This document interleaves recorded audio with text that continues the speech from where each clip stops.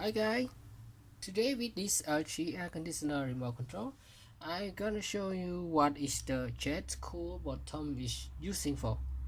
Now it's here is the jet cool bottom. It's nearby the temperature and the mode's bottom. To use this operation, you just simply press this button, and now you can see on your remote screen there's a PO text on the screen. It's maybe is a powerful option or another thing is or whatever, I don't know, but this operation is using for to let your air conditioner running in the high fan speed mode to make your room in fast cooling operation.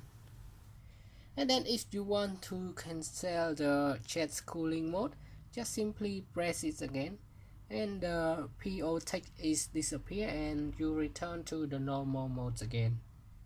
Okay, thank you guys for your time watching my video. I hope this video will help you know about the jet cool mode, and thank you for watching. See you again in the next video. Thank you and have a nice day. Bye bye.